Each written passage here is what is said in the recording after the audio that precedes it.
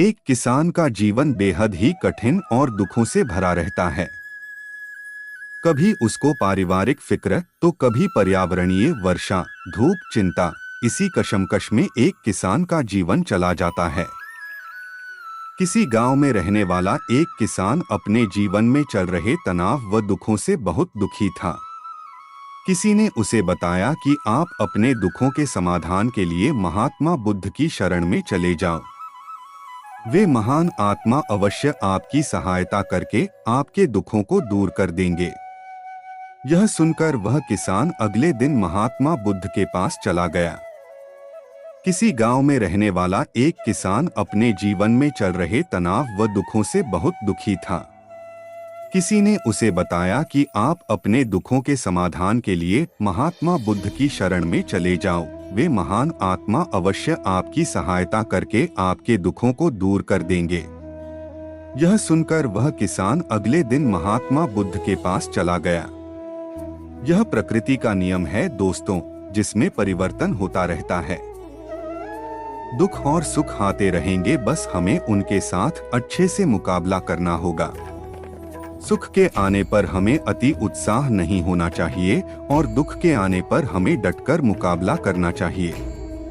भगवान बुद्ध द्वारा इस गाने में यही कहा गया कि हमें मुश्किलों या दुखों से घबराना नहीं बल्कि सामना करना है।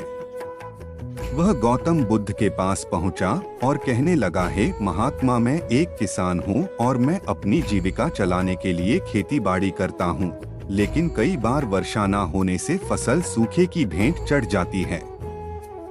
किसान ने आगे कहा कि मैं एक विवाहित पुरुष हूं, मेरी पत्नी मेरा ख्याल रखती है और मैं उससे बहुत प्रेम करता हूं, लेकिन कभी कभी वह मुझे परेशान करती है, जिससे मुझे लगता है कि मैं उससे अब ऊब चुका हूं और वह मेरे जीवन में ना होती तो कितना अच्छा होता। भगवान बुद्ध उस किसान की बातों को ध्यान पूर्वक सुनते रहे। किसान ने आगे बताया कि मेरे बच्चे भी हैं और वे बहुत अच्छे हैं, लेकिन कभी कभी जब वह मेरा कहना नहीं मानते तो उस समय मुझे क्रोध आता है और सोचने लग जाता हूँ कि जैसे यह मेरे बच्चे हो ही ना। किसान लगातार अपने दुखों को बुद्ध से बताता गया, लेकिन महात्मा बुद्ध ने बीच में एक शब्द भी नहीं बोला। अंत में जब किसान के पास कोई समस्या नहीं रही तो वह चुप हो गया और मन हल्का करके बुद्ध के जवाब की प्रतीक्षा करने लगा। लेकिन चुपचाप रहे और किसान अब बस उनके जवाब का इंतजार करता रहा। अंत में जब किसान का सब्र फूटा तो ऊंची आवाज में उसने भगवान बुद्ध से कहा, क्या आप मेरी समस्याओं का समाधान नहीं करेंगे? मैं तुम्हारी किसी भी प्रकार की कोई सहायता नहीं कर सकता। बुद्ध ने उत्तर दिया। किसान को यह सुनकर तो कुछ देर खुद के कानों पर यकीन नहीं हुआ। ये आप क्या कह रहे हैं? लोगों ने कहा कि आप सभी के दुखों का समाधान करते हैं, तो क्या आप मेरे दुखों का निवारण नहीं करेंगे? पत्र इसे भी पढ़ें। स्कूल हेडमास्टर को लिखा गया पत्र। बुद्ध ने कहा, सभी के जीवन में कठिनाइयां होती हैं। तुम्हारे जीवन में ऐसी कोई कठिनाइयां नहीं है जिनका मैं समाधान करूं। यह कठिनाइयां तो सभी के जीवन में आती हैं। यह तो विधि का विधान है। कभी मनुष्य सुखी होता है तो कभी दुखी, कभी उसे पराये अपने लगते हैं तो कभी वह अपनों को पराया समझने लग जाता है। यह जीवन चक्र है जिससे कोई नहीं निकल सकता। सिर्फ तुम्हारा ही नहीं, सभी लोगों का जीवन समस्याओं से ग्रसित है, जिस कारण मैं इन समस्याओं का समाधान नहीं कर सकता। यदि किसी एक समस्या का मैं समाधान कर भी लूं तो उसकी जगह कोई दूसरी समस्या उत्पन्न हो जाएगी। यही जीवन का कटु सत्य है।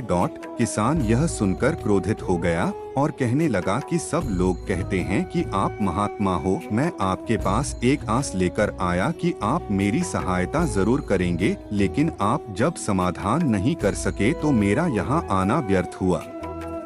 इसका अर्थ यह है कि लोग झूठ बोलते हैं। मुझे आपके पास आना ही नहीं चाहिए था।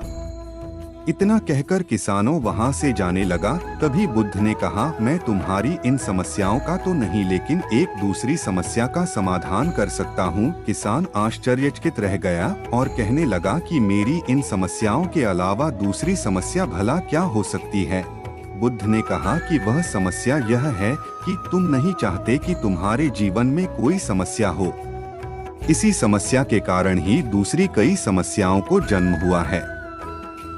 तुम इस बात को स्वीकार कर लो कि सिर्फ मेरा ही नहीं अपितु संसार में सभी का जीवन दुखों से भरा पड़ा है।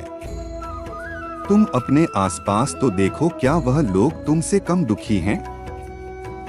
तुम्हें अपना दुख बड़ा लगता है और जो लोग तुम्हारे आसपास हैं उनको अपना दुख। इस दुनिया में सभी को अपना दुख बड़ा लगता है, चाहे छोटा हो या बड़ा, लेकिन जिसके साथ हो रहा है उसको बड़ा ही लग रहा है। यदि तुम ध्यानपूर्वक देखोगे तो यह जीवन सुख दुख से भरा हुआ है। इसको तुम कभी नहीं बदल सकते हो, लेकिन तुम सुख दुख से अवश्य ऊपर उठ सकते हो। यह तुम्हारे लिए संभव है।